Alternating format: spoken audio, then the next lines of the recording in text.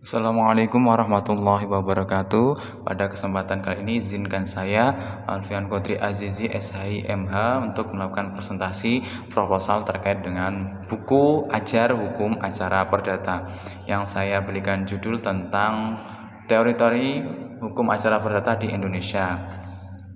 Secara umum deskripsi mata kuliah ini adalah mata kuliah wajib yang diajarkan pada Fakultas Syariah dan Hukum. Saya biasanya mengampu pada program Hukum Keluarga Islam, namun semua program studi yang ada di bawah Fakultas Syariah mempelajari hukum acara perdata karena ini merupakan mata kuliah wajib yang secara umum menerangkan tentang praktik dalam persidangan terkait dengan hukum privat antara orang per orang, bagaimana menegakkan hukum material yang ada dalam hukum perdata. Selanjutnya, mata kuliah ini mempelajari tentang prosedur dalam persidangan, kemudian pengertian, sumber-sumber, asas-asas hukum, kemudian kompetensi mengadili, cara mengajukan gugatan, hak atau tuntutan hak dalam peradilan perdata, kemudian pemeriksaan, alat bukti, kemudian format putusan, rangkaian kemudian pengambilan keputusan, upaya hukum, dan pelaksanaan putusan atau eksekusi. Ya, pendekatan yang digunakan adalah pendekatan normatif yang bersumber dari aturan-aturan hukum yang masih dipakai dalam perundang-undangan Indonesia, karena disebabkan belum ada produk hukum yang mengatur secara lengkap aturan tentang acara perdata, sehingga beberapa aturannya masih diambil dicuplik dari HR, RBG, RV, BW, BVK, dan undang-undang, contohnya undang-undang perkawinan, undang-undang advokat, jurisprudensi, perma, perjanjian internasional, doktrin, dan adat kebiasaan. Urgensi mata kuliah adalah mata kuliah hukum acara perdata penting untuk membekali mahasiswa sehingga mereka nanti siap dalam menjadi praktisi hukum seperti hakim, advokat, jurusita, paralegal, konsultan hukum, dan sebagainya.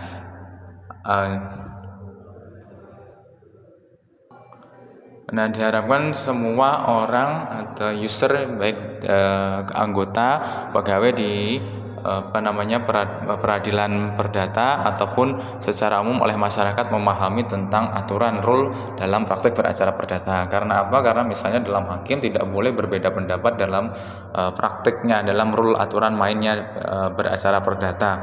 Tetapi hakim bisa menggunakan menggunakan ijtihadnya untuk menggali hukum-hukum material.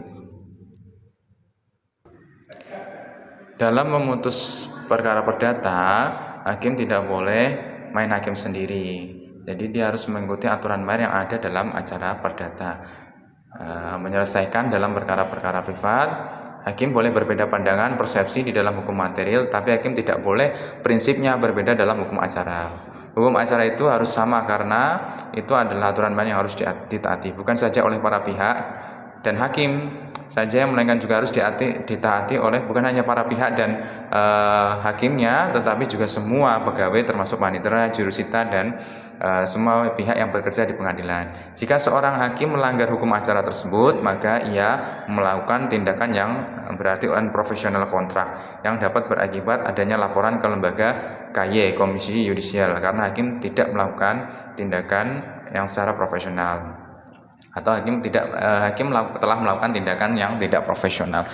Karena itu memang perlu dipahami terutama para pihak ketika mereka terjadi sengketa perdata, hukum acara perdata ini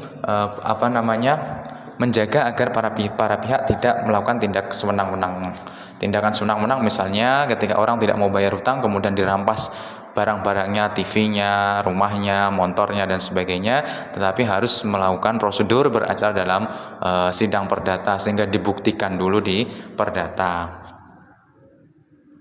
Kemudian dalam bab-bab yang akan dibahas dalam buku ini, yang pertama adalah tentang ruang lingkup hukum acara perdata yang berisi tentang pengertian, sumber-sumber hukum, dan asas-asas hukum acara perdata. Kemudian yang bab kedua adalah memahami tentang kompetensi mengadili. Ini terkait dengan kompetensi mengadili, syarat-syarat formilnya, kompetensi absolutnya bagaimana, kompetensi relatifnya bagaimana, serta apabila terjadi sengketa wewenang mengadili. Karena di setiap peradilan itu ada kompetensinya masing-masing, baik di peradilan perdata umum, peradilan pidana, kemudian peradilan agama Islam, peradilan tata usaha negara, dan peradilan militer. Kemudian bab ketiga adalah tentang tentang unsur-unsur gugatan dan permohonan ketika para pihak harus menghendaki untuk mengajukan permohonan atau gugatan ketika terjadi adanya sengketa hak, yaitu tentang apa saja unsur-unsurnya, pihak-pihaknya siapa saja, kemudian pengertian format gugatan yang bisa dilakukan secara tertulis atau secara lisan. Kemudian bab yang keempat adalah terkait tata cara dan proses pemanggilan. Nah, pemanggilan ini juga harus sesuai prosedur, karena kalau tidak bisa cacat hukum atau tidak sah, bisa dieksepsi dan sebagainya. Jadi definisi pemanggilan, apa saja tahap-tahap permulaan yang harus dilakukan sebelum pemanggilan, kemudian proses atau tahapan dalam pemanggilan para pihak. Kemudian bab selanjutnya adalah proses mediasi. Ya, mediasi ini adalah satu upaya hukum yang dilakukan sebelum memeriksa perkara dengan cara mendamaikan para pihak agar para pihak itu mendapatkan suatu kesepakatan. Jadi tidak hanya orang menang atau kalah, tetapi ada nilai keadilan yang dirasakan oleh kedua belah pihak sehingga mencapai sebuah kesepakatan win-win solution. Kemudian yang selanjutnya adalah tata cara proses first take atau ketidakhadirannya tergugat. Bagaimana ketika tergugat dipanggil secara patut, sah, berturut-turut tapi dia tidak hadir. Makanya ini juga perlu diatur sehingga pihaknya nanti yang tidak hadir, kalau dia ingin melakukan upaya hukum verzet, maka dia memiliki hak-hak tersebut. Kemudian bab selanjutnya, bab ke-7 adalah tata cara dan proses eksepsi atau tangkisan. Tangkisan ini adalah perlawanan terhadap gugatan yang dilakukan oleh penggugat. Jadi apa saja yang bisa dilakukan oleh tergugat terhadap gugatan-gugatan yang diajukan oleh penggugat sebelum diperiksa substansi dari materi gugatan tersebut di hadapan hakim atau di dalam persidangan. Kemudian bab ke-8 adalah pemeriksaan dalam perkara persidangan. Jadi setelah dilakukan masuknya gugatan, mediasi, kemudian mediasinya tidak berhasil, maka diajukan proses jawab-menjawab yang harusnya diberikan kesempatan secara adil pada kedua belah pihak, baik penggugat atau tergugat atau pemohon dan termohon. Pemeriksaan dapat dilakukan misalnya dalam proses pemeriksaan dalam perkara persidangan perdata, kapan dilakukan pencabutan gugatan apabila misalnya salah satu pihak mencabut gugatannya. Kemudian bagaimana cara mengubah gugatan yang diajukan apabila mungkin masih ada sedikit kesalahan. Proses pemeriksaan kedua pihak dan melakukan jawab jinawab atau gugat ginugat. Jadi ada proses gugatan, jawaban, replik, duplik, dan seterusnya. Prosedur intervensi atau pengikutsertaan pihak ketiga yang merasa dirugikan. Jadi apabila ada pihak ketiga yang merasa dirugikan, maka dia bisa masuk dalam upaya intervensi. Kemudian prosedur melakukan penggabungan perkara atau kumulasi gugatan agar bisa tercapai asas cepat dan biaya ringan. Jika memang itu adalah satu perkara yang mempunyai sifat dan karakteristik yang sama. Kemudian bab ke-10 yaitu tentang cara dan proses pembuktian, prinsip-prinsip pembuktian, beban dan syarat minimum pembuktian, jenis alat bukti, syarat-syarat alat bukti, syarat melakukan pembuktian para saksi, syarat persangkaan sebagai alat bukti. Jadi alat buktinya ada alat bukti surat, ada syarat, kemudian alat bukti pengakuan, sumpah, kemudian ada saksi-saksi dan juga ada ahli. Kemudian ada prosedur bagaimana pemeriksaan setempat atau disentit terkait misalnya adanya sita. Kemudian syarat-syarat pendapat ahli sebagai alat bukti persidangan. Bab ke-10 yaitu tentang tata cara dan proses putusan pengadilan. Tata cara dan proses putusan pengadilan terkait dengan definisinya, kemudian formulasi, bentuk, susunan, dan struktur putusan, karena harus ada dalam putusan itu misalnya kepala, kemudian batang, kemudian kaki, yang jika misalnya di kepalanya tidak ada irah-irah demi keadilan berdasarkan Tuhan Yang Maha Esa, maka itu tidak memenuhi asas eksekutorialnya, jasad hukum, tidak berkekuatan hukum. Kemudian di dalam batangnya harus ada di dalam pertimbangan hakim atau konsiderannya terkait dengan dalil-dalil, kemudian terkait dengan fakta hukum dan fakta peristiwa, kemudian juga terkait dengan aturan perundang-undangan untuk mengambil putusan. Kemudian di dalam kakinya ada amar putusan. Amar itu bersifat menghukum atau membuat suatu hukuman baru atau hanya sifatnya menetapkan jenis-jenis putusan, sifat-sifat putusan tersebut, kemudian proses pencarian dan penemuan hukum oleh hakim. Bagaimana hakim misalnya belum ada undang-undang yang secara jelas mengatur terkait dengan suatu perkara, apa yang harus dilakukan hakim, mengambil jurisprudensi atau melakukan penemuan hukum atau membuat suatu hukum baru. Kemudian independensi sifat-sifat hakim yang dalam menjatuhkan sebuah putusan tidak boleh terpengaruh oleh faktor-faktor luar terkait dengan faktor-faktor di luar objektivitas seorang hakim. Selanjutnya bab 11 terkait dengan penyitaan. Definisi sita, macam-macam sita. Ada sita yang sifatnya revindikatoir, kemudian sita yang sifatnya konservatoir, kemudian sita harta bersama atau sita sita harta gonogini pernikahan. Selanjutnya bab 12 ada tentang upaya hukum apabila misalnya salah satu pihak dia tidak puas dengan putusan yang telah diberikan. Ya, ada perlawanan, verset, ya ada denden verzet juga, ada banding, ada kasasi, ada peninjauan kembali, perlawanan pihak ketiga atau denden verzet itu, ada verzet dan sebagainya.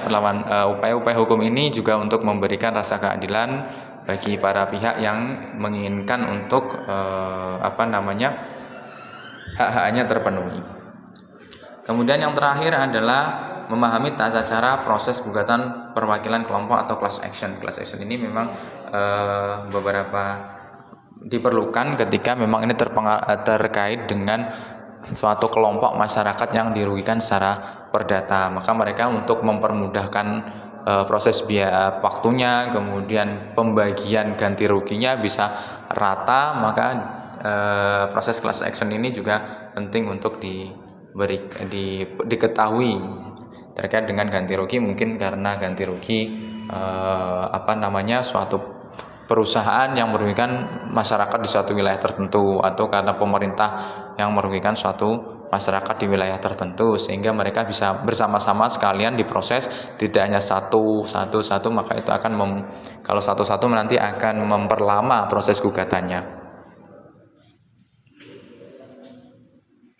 Kemudian selanjutnya kalau biasanya ada pertanyaan tentang apa novelty ataupun temuan baru dari buku ini dibanding dengan buku-buku yang lainnya. Mungkin perlu saya tambahkan, memang di proposal ini belum ada, jadi nanti akan ada pembahasan yang bisa saya uraikan dalam bab-bab tersebut terkait dengan sidang elektronik, karena sidang elektronik ini sudah ada perma-perma terbaru yang berkembang sejak misalnya sebelum maupun sesudah corona, ya. Sidang elektronik e-litigasi ini juga bisa dimasukkan. Nanti akan saya sampaikan sekilas apa perbedaannya. Kemudian yang kedua terkait dengan misalnya kalau di UIN Wali Songo Semarang ada satu paradigma tentang unity of science. Jadi meskipun ini sumber-sumber hukum acara perdata ini terambil dari hukum barat, tetapi ada nilai-nilai moral sehingga semua penegak hukum, baik hakim maupun advokat, pengacara dan sebagainya, itu tetap pada koridor untuk mencapai nilai-nilai keadilan dalam Islam, sehingga tidak mudah untuk dipengaruhi misalnya dengan cara-cara yang curang, mafia hukum, kemudian suap dan sebagainya. Sehingga itu penting untuk dipahami oleh seluruh mahasiswa, terutama Universitas Islam Negeri Wali Songo. Kemudian selanjutnya terkait dengan proses e-litigasi. Proses e-litigasi dalam perkara perdata. E-litigasi adalah suatu persidangan elektronik, suatu rangkaian pemeriksaan dari sampai hingga tahap mengadili oleh pengadilan yang pelaksanaannya menggunakan teknologi informasi dan komunikasi. Komunikasi antar hakim dan para pihak yang berperkara dilakukan dengan menggunakan media online dengan tujuan untuk menyederhanakan ruang, waktu, dan biaya perkara. Kalau sebelumnya secara reguler para pihak harus datang, tetapi ini cukup dengan saling beremail kecuali dalam pemeriksaan-pemeriksaan tertentu yang memang harus dihadiri oleh para pihak. E-litigasi ini berpedoman pada Perma nomor 1 tahun 2001 tahun 2019 contoh Perma nomor 7 tahun 2022. Perma tahun 2022 ini baru termasuk kategori yang baru satu tahun kemarin, sehingga mungkin belum banyak buku yang membahas tentang perma-perma e-litigasi yang terbaru ini. Kemudian alur pendaftarannya perbedaannya adalah secara manual atau secara reguler, harus menyerahkan berkas sendiri ke pendaftaran meja 1, kemudian membayar panjar biaya perkara di kasir yang dilakukan pada meja 2, kemudian melakukan tahap pemanggilan, ya, kemudian persidangan yang dihadiri oleh para pihak, saksi-saksi, pembuktian yang harus dihadiri langsung di dalam di majelis persidangan, kemudian putusan, kemudian mengambil putusan di loket meja 3. Nah, jika para pihak ini berada di tempat yang jauh atau ada tugas yang jauh, maka tentu akan mengeluarkan biaya yang banyak untuk hadir di setiap kali persidangan. Belum tentu lawannya itu hadir atau bisa hadir. Nah, maka kalau tidak bisa hadir maka akan ditunda. Maka dalam hal ini, dalam perkara perdata ini tidak kurang efektif waktunya dan biayanya. Akan menambah biaya jika semakin panjang proses persidangan tersebut. Sedangkan dalam proses pendaftaran perkara secara litigasi ada beberapa hal yang bisa dilakukan secara online terkait dengan pendaftaran melalui proses e-filing. E-filing ini adalah membuat akun e-court, ya, bisa dilakukan apabila dilakukan oleh advokat, maka dia harus mengunggah data-data advokatnya, berita acara sumpah, KTP dan kartu tanda anggota advokat. Tetapi jika orang selain advokat, masyarakat biasa, maka mengunggah KTP, email dan data-data lainnya, sama seperti yang dilakukan di reguler. Tetapi kalau dilakukan secara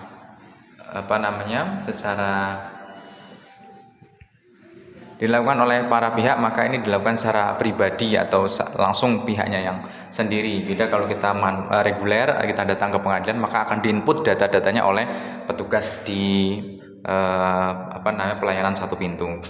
Tata cara pendaftaran perkara e-court ialah membuka aplikasi e-court, ya, e-filing itu, memilih pengadilan yang berwenang, mengunggah surat kuasa khusus ini bagi advokat, mendapatkan nomor pendaftaran online, kemudian bukan nomor perkara atau hanya pendaftaran online, menginput data para pihak, mengunggah dokumen gugatan, surat persetujuan prinsipal serta bukti-bukti yang sudah bermateri dengan dinesgleisen atau dileges untuk beracara secara elektronik. Pendaftaran perhitungan taksiran biaya panjar eskum untuk pengguna terdaftar melakukan pembayaran secara elektronik. Jadi setelah mendapatkan e-filing, kemudian ada eskum. Kemudian selanjutnya ada e-payment, pembayaran panjar biaya secara online. Pembayaran biaya panjar perkara dalam e-court dialokasikan untuk biaya pendaftaran PNBP, surat kuasa dan panggilan penggugat atau tergugat. Kemudian biaya-biaya ini juga terkait dengan alat tulis kantor, misalnya print gugatan dan sebagainya. Panggilan tergugat secara 5 kali, mediasi 2 kali, dan panggilan sidang. Khusus perkara cerai talak panggilan maka sampai bisa jadi 6 kali. Kemudian materi dan beberapa kebutuhan administrasi lainnya.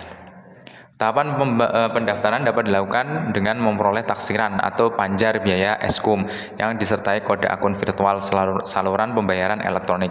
Melakukan pembayaran, kemudian menunggu konfirmasi dari sistem, mengecek secara otomatis di aplikasi, pembayaran secara manual dengan mengisi formulir yang disediakan oleh e-court. Mendapatkan nomor perkara, jadi setelah membayar baru mendapatkan nomor perkara setelah diregister dalam sistem informasi pengurusan perkara atau SIPP.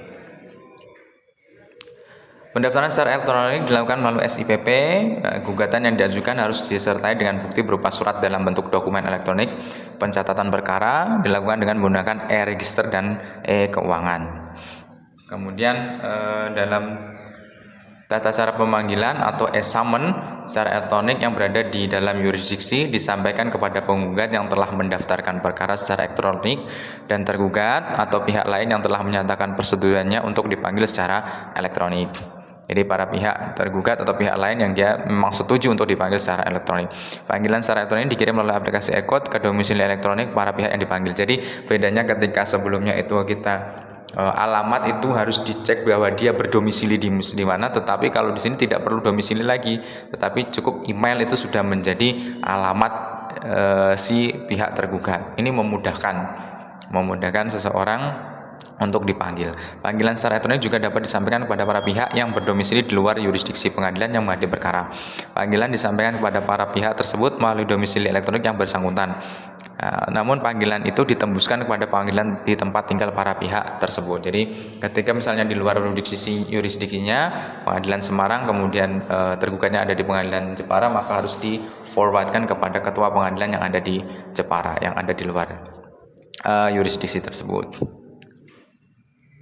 Pada tahun 2002 terdapat pembahasan bahwa tergugat yang tidak setuju dilakukan persidangan secara elektronik tetap dilakukan pemanggilan secara elektronik. Ya, meskipun pada perma yang awal itu kalau dia tidak mau dipanggil secara elektronik maka dia bisa mengelak, tetapi di 2022 tidak ada lagi yang bisa mengelak. Kalau sudah dilakukan secara elektronik maka dia wajib harus mematuhi aturan sidang elektronik tersebut.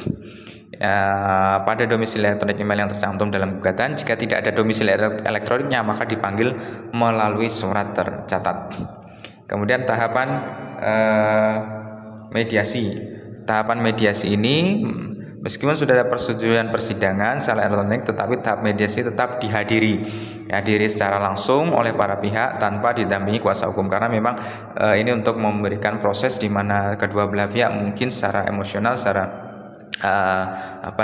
bisa bertatap langsung sehingga bisa mencapai suatu kesepakatan yang win-win solution. Tapi pertemuan mediasi dapat dilakukan dengan media audio visual jarak jauh yang memungkinkan semua pihak saling melihat dan mendengar secara langsung. Jadi ada juga pembaruan di sini, ketika mungkin tidak bisa hadir juga bisa melakukan audio visual mulai Zoom meeting dan sebagainya. Hal yang demikian hanya digunakan dalam kondisi tertentu saja, sebab terjadi kemungkinan media audio visual tersebut membuat hubungan komunikasi tidak baik antara pihak dengan alasan terganggunya internet dan sebagainya. Apabila mediasi berhasil, maka dikeluarkan akta vandading, akta perdamaian. Jika tidak berhasil, maka perkara terus dilanjutkan ke persidangan. Ya, prosedur perjalanan di litigasi. Sidang pertama, pihak penggugat atau kuasa hukum dipanggil secara elektronik melalui domisili elektroniknya dan tergugat dipanggil secara manual. Jika penggugat dan tergugat hadir, maka majelis hakim menjelaskan tentang hak dan kewajiban para pihak terkait tata cara persidangan secara elektronik. Kemudian ditawarkan pada tergugat apakah setuju untuk melakukan persidangan secara elektronik atau secara manual. Namun Perna nomor 7 tahun 2002 baik tergugat setuju atau tidak akan tetap dilakukan secara elektronik. Jadi pada awalnya memang dipanggil, kemudian ditawarkan apakah tergugat setuju untuk melakukan sidang secara elektronik. Namun setelah adanya Perma tahun 2002 maka setuju atau tidak setuju tergugat harus mau melakukan sidang secara elektronik, karena ini untuk memudahkan juga. Kemudian proses jawab jinawab. Proses jawab jinawab ini hakim membuka sidang, kemudian meneliti dokumen elektronik yang disampaikan yang telah diunggah melalui sistem informasi pengadilan. Jika sudah mediasi, para pihak melakukan jawab jinawab, para pihak wajib untuk menyampaikan dokumen jawaban, replik, duplik sesuai dengan jadwal persidangan yang telah ditetapkan. Dokumen yang disampaikan oleh para pihak harus dalam format PDF atau RTF dokumen. Jadi karena memang dalam sidang perkara perdata itu biasanya dipanggil kemudian hanya menyerahkan, dibaca dan sebagainya. Nah, ini kan membuang-buang waktu karena hanya datang saja untuk kemudian sidang hanya menyerahkan, ini cuma beberapa menit, maka cukup sebaiknya dilakukan dengan elektronik, cukup dikirim dengan email. Kemudian verifikasi dokumen. Setelah menerima dokumen elektronik yang dikirimkan oleh para pihak, majelis memeriksa dokumen tersebut. Dokumen elektronik yang belum diverifikasi oleh majelis hakim tidak dapat dilihat oleh pihak lawan. Setelah majelis hakim selesai memeriksa dokumen tersebut, maka majelis hakim memverifikasi dokumen tersebut melalui menu yang telah tersedia pada e-court. Ya, kemudian pembuktian secara elektronik. Dalam tahap pembuktian ada beberapa rangkaian yang harus tetap sesuai dalam hukum acara perdata yang berlaku. Para pihak wajib mengunggah dokumen bukti, surat bermaterai ke sistem informasi pengadilan dan surat-surat yang asli diperlihatkan kepada majelis hakim di persidangan yang telah ditentukan. Pembuktian dapat dilakukan secara elektronik apabila kedua belah pihak sepakat untuk hal itu. Pemeriksaan keterangan saksi dapat dilaksanakan secara jauh. Saksi bisa dilakukan dengan audio visual yang memungkinkan semua pihak berpartisipasi dalam proses persidangan tersebut. Dilakukan menggunakan infrastruktur pengadilan, bukti surat berupa dokumen elektronik disampaikan penggugat ketika mendaftarkan perkaranya. Jika ada bukti yang disampaikan penggugat bersamaan dengan jawaban, maka disampaikan pengadilan melalui petugas PTSP. Meja e-court, petugas PTSP, meja e-court kepada kedua belah pihak melalui sistem informasi pengadilan. Pemeriksaan saksi dapat juga dilakukan melalui media elektronik apabila pihak pengadilan sudah memiliki sarana dan prasarana yang memadai. Jika ada keterbatasan sarana, maka saksi harus didatangkan ke pengadilan secara langsung dalam pemeriksaan saksi secara elektronik. Saksi disumpah terlebih dahulu di hadapan hakim dan panitera pengganti, kemudian semua keterangan yang diberikan saksi dicatat dalam berita acara persidangan. Jadi memang harus support ya jaringannya dan sebagainya. Nah, mungkin ini nanti juga ada bisa juga ada hambatannya secara elektronik karena terkait dengan kemampuan atau kualitas sinyal yang dimiliki. Kemudian selanjutnya adalah pengambilan kesimpulan yang juga bisa dilakukan secara elektronik, kemudian putusan yang itu bisa dilakukan secara sidang elektronik juga, diumumkan secara sidang terbuka, kemudian para pihak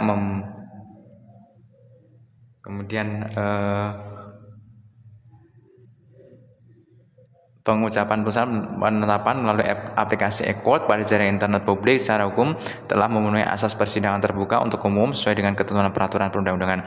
Apabila para pihak mendaki, maka pengadilan dapat memberikan salinan putusan baik dalam bentuk cetak maupun elektronik. Penerbitan salinan putusan tersebut dikenai biaya PNBP yang didapatkan disetorkan secara elektronik. Salinan putusan atau penetapan tersebut dituangkan dalam bentuk dokumen elektronik yang dibubuhi tanda tangan elektronik yang sesuai dengan ketentuan peraturan perundang-undangan mengenai informasi dan transaksi elektronik.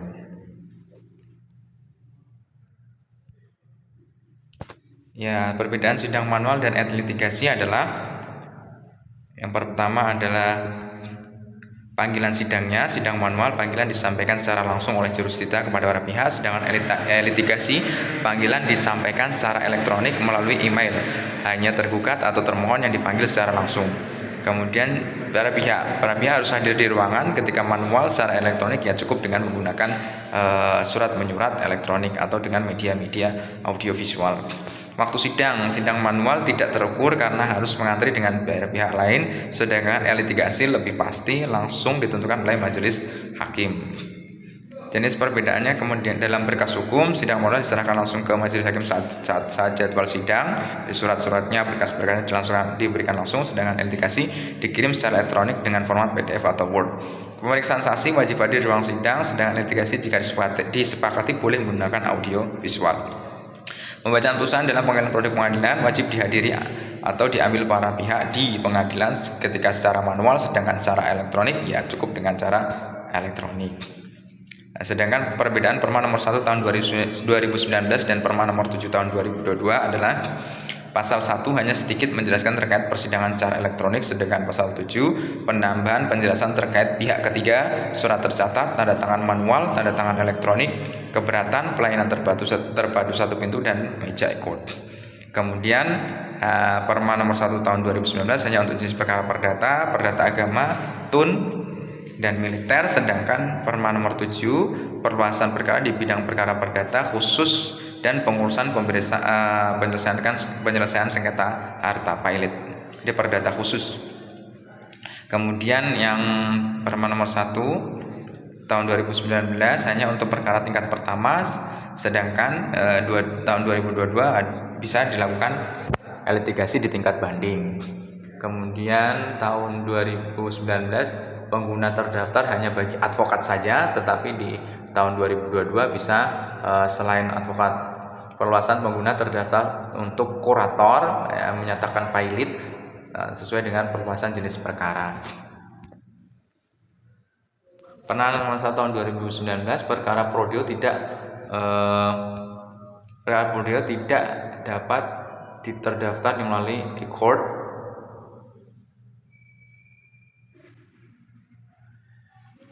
Perkara prodeo tidak dapat didaftarkan melalui e-court atau perkara cuma-cuma ini prodeo. Sedangkan di 2022 pengguna terdaftar atau pengguna lain dapat mengakses layanan bebas biaya perkara dengan mengunggah dokumen permohonan ketidakmampuan secara ekonomi. Tahun 2019 pendaftaran pada upaya hukum banding, kasasi, dan peninjauan kembali.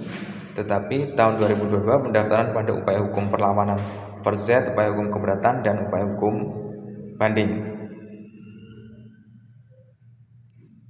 Pemanggilan untuk penggugat dan tergugat yang telah saling menyetujui, tetapi tahun 2022 di pemanggilan untuk tergugat yang tidak setuju pun harus dilakukan secara litigasi. Tahun 2019 tergugat harus memiliki domisili yang jelas, ya, domisilinya di mana, karena itu terkait dengan kompetensi relatif. Tetapi tahun 2022 tergugat tidak memiliki domisili elektronik, maka dipanggil melalui surat tercatat. Jika berada di luar negeri, domisili elektronik diketahui dipanggil secara elektronik.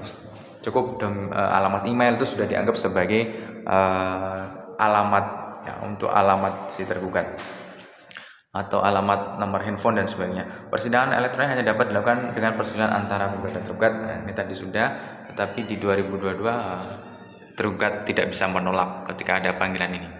Persidangan pembuktian dilaksanakan melalui audiovisual dengan persetujuan dua belah pihak. Kemudian di tahun 2002 tergugat yang tidak setuju persidangan elektronik menyerahkan bukti surat di depan pengadilan. Tahun 2009 putusan atau penetapan ditandatangani secara elektronik. Kemudian tahun 2002 putusan atau penetapan ditandatangani secara manual, lalu salinan putusan penetapan diunggah. Perma nomor 1 tahun 2002 hanya menjelaskan tentang penggantian kuasa hukum, sedangkan tahun 2002 disisipkan bab 3A pasal 28 tentang upaya hukum. 14 semua layanan dan perkara setiap peradilan untuk memastikan keberhasilan pelaksanaan perma. Kemudian pasal 36A pengusulan terhadap pelaksanaan administrasi sengketa pajak dan persidangan elektronik di pengadilan pajak. Jadi ada beberapa perluasan terkait dengan pembaruan pelaksanaan sidang litigasi. Maka di era digitalisasi ini memang sangat penting agar kemudahan untuk mengakses perkara perdata itu lebih cepat terselesaikan. Selanjutnya akan saya jelaskan tentang unity of senses yang bisa dimasukkan dalam buku yang akan saya tulis ini. Selanjutnya, untuk mencapai pendekatan unity of senses yang ini terkait terhadap ilmu-ilmu pengetahuan umum yang juga bisa dimasukkan nilai-nilai religius, yaitu terkait dengan prinsip hukum Islam dalam praktek acara perdata. Yang pertama adalah dalam praktek acara perdata pembuatan putusan, misalnya prinsip ketauhidan harus ada di dalamnya, prinsip tentang Tuhan yang Maha Esa. Seperti dalam ira-ira kepala putusan yang sifatnya itu bersifat eksekutorial, maka dia harus berisi atau harus ada tulisan demi keadilan berdasarkan ketuhanan yang Maha Esa. Oleh karena itu tanggung jawab seorang hakim adalah bersifat horizontal, bukan vertikal. Horizontal sehingga hakim harus objektif memutus suatu perkara dengan nilai-nilai yang sifatnya berkeadilan. Tidak boleh hakim itu melihat siapa orang yang berperkara, apa jabatannya, pangkatnya, dan sebagainya. Kemudian prinsip yang kedua adalah prinsip persamaan atau al-musawwah. Prinsip persamaan al-musawwah ini seperti halnya dalam Al-Hujurat ayat 13, inna akramakum indallahi atqakum. Jadi yang paling mulia adalah di sisi Allah adalah yang imannya atau takwanya. Tapi ketika kita melihat adanya suku, adanya warna kulit, ras, dan sebagainya, kita tidak boleh membeda-bedakannya. Oleh karena itu hakim tidak boleh membeda-bedakan siapa yang maju, siapa para pihak itu, apakah dia dari ras apa, dari genre apa, dan sebagainya. Termasuk dalam proses peradilan ada sifat audi et alteram partem, jadi mendengar kedua belah pihak, keterangan dari kedua belah pihak, pembuktian kedua belah pihak, termasuk dalam advokat kedua belah pihak. Asas legalitas, asas equality before the law, asas objektivitas, asas hakim tidak memihak, dan asas mendengar kedua belah pihak ini termasuk dalam asas al-musawwah. Selanjutnya adalah prinsip yang ditunjukkan dalam risalah Abu Ubaidah, yaitu saling ta'awun atau saling membantu. Meskipun dalam prinsipnya hakim perdata itu sifatnya pasif, menunggu perkara masuk, kemudian tidak boleh menolak perkara yang sudah masuk. Berbeda dengan peradilan pidana yang mencari kebenaran materialnya, hakim harus aktif. Tetapi dalam prosesnya ketika para pihak itu kesulitan dalam melakukan persidangan, maka hakim harus bersifat aktif menunjukkan apa hak-haknya, kemudian apa langkah-langkah yang bisa diambil ya, meskipun tidak membantu untuk mencapai kemenangan, tetapi memberitahukan bahwa supaya mereka itu bisa mencapai kesepakatan, supaya mereka itu bisa menyelesaikan perkaranya dengan segera. Selanjutnya adalah prinsip kemerdekaan atau al-hurriyah. Jadi hakim harus bebas, independen, merdeka, tidak boleh ada intervensi dari pihak-pihak dari luar yang mempengaruhi, campur tangan dalam memberikan keputusan. Sehingga adanya peradilan satu atap memisahkan antara lembaga eksekutif dengan lembaga yudikatif, yang dulunya peradilan di bawah adanya peradilan agama misalnya di bawah Departemen Agama, kemudian dia beralih di bawah satu atap Mahkamah Agung. Ini juga untuk independensi agar putusan-putusan hakim itu masuk dalam wilayah yudisial, jadi untuk wilayah hukum, tidak termasuk dalam wilayah eksekutif, termasuk dalam pengelolaannya, tata kelolanya, administrasi, kelembagaan, keuangan, dan sebagainya. Ya. Prinsip pembuktian ini terkait dengan dalam Islam, yaitu bagi yang menuduh al-mudda'i itu adalah bukti, kemudian yang dituduh atau yang mengingkari adalah sumpah. Namun dalam prakteknya memang dalam acara perdata kedua-duanya diberi porsi yang sama, baik dalam membuktikan, baik dalam diberikan sumpah. Kemudian adalah prinsip perdamaian atau mediasi ya. Sebenarnya mediasi itu memang sudah dimasukkan dalam setiap perkara perdata, hakim wajib mendamaikan, bahkan di sela setiap mengajukan jawaban dan sebagainya sampai dengan nanti pengambilan putusan tetap ditanyakan apakah mau berdamai atau tidak. Dalam prinsip Islam adalah al-islah wa sulhu jaizun bainal muslimina illa sulhan ahalla haraman aw haraman halalan. Ini tetap diupayakan untuk kedua belah pihak yang bersengketa itu melakukan perdamaian, apalagi jika keduanya adalah pasang suami istri yang hendak bercerai. Dalam acara perdata pasal 1851 KUH Perdata merumuskan perdamaian, yaitu suatu persetujuan dengan mana kedua belah pihak dengan menyerahkan, menjanjikan atau menahan suatu barang, mengakhiri suatu perkara yang sedang bergantung ataupun mencegah timbulnya suatu perkara. Kemudian hakim tidak terikat dengan putusan terdahulu, makanya ada penganut paham jurisprudensi di Indonesia itu sifatnya tidak terikat, berbeda dengan negara-negara Anglo-Saxon atau Anglo-Saxon seperti Inggris dan sebagainya, di mana putusan itu ketika sudah ada satu putusan terhadap satu perkara harus diikuti, atau biasanya mereka mengikuti putusan yang terdahulu, hakim-hakim yang lebih senior. Tetapi dalam prinsip ini, seperti halnya dalam prinsip Islam, dalam Risalatul Qadha, yaitu bahwa hakim itu harus melakukan suatu proses ijtihadiyah, proses di mana hakim menggali berdasarkan fakta hukum, fakta peristiwa, dan kemudian motif dan sebagainya, sehingga hakim bisa menerapkan suatu hukum sesuai dengan kasus-kasus yang terjadi, suatu peristiwa yang terjadi, tidak memukul rata setiap putusan harus serupa, tetapi juga bisa digali dengan faktor-faktor, tapi bisa juga diselesaikan, diputuskan suatu peristiwa itu melihat dari beberapa faktor yang melingkupinya. Dalam lingkungan peradilan, misalnya peradilan agama ya, telah merealisasikan, peradilan perdata umum juga sama, telah merealisasikan prinsip ini dengan upaya hukum terhadap putusan pengadilan, baik upaya hukum yang terdiri verzet, banding, dan kasasi. Jadi ada proses koreksi di jenjang peradilan tinggi, kemudian peradilan kasasi, jika misalnya ada suatu putusan itu dirasa belum tepat. Makanya hakim harus tetap melakukan upaya-upaya ijtihad. Ya, ada beberapa prinsip tidak diterima kesaksian sebagian seseorang. Misalnya dalam Islam ada beberapa orang yang dilarang untuk menjadi saksi ya. Dalam Risalah Umar, orang Islam adalah orang yang adil untuk menjadi saksi bagi orang Islam lainnya, harus adil. Tapi ada beberapa orang yang dikecualikan, yaitu orang yang pernah melakukan saksi palsu, kemudian yang pernah dikenai hukuman had karena menuduh zina, dan orang-orang yang diragukan ke hambaannya dan keturunannya.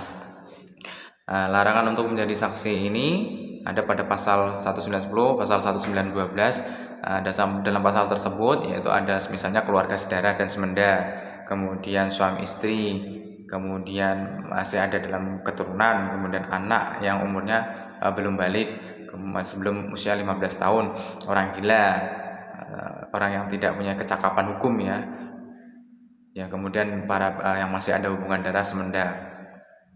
Nah, beberapa ini terkait dengan prinsip-prinsip kesaksian yang bisa ditolak untuk menjaga kenetralitasnya. Kemudian yang terakhir adalah ketenangan pikiran dalam memutus perkara. Jadi hakim harus profesional, tidak boleh tergesa-gesa dalam memutus suatu perkara.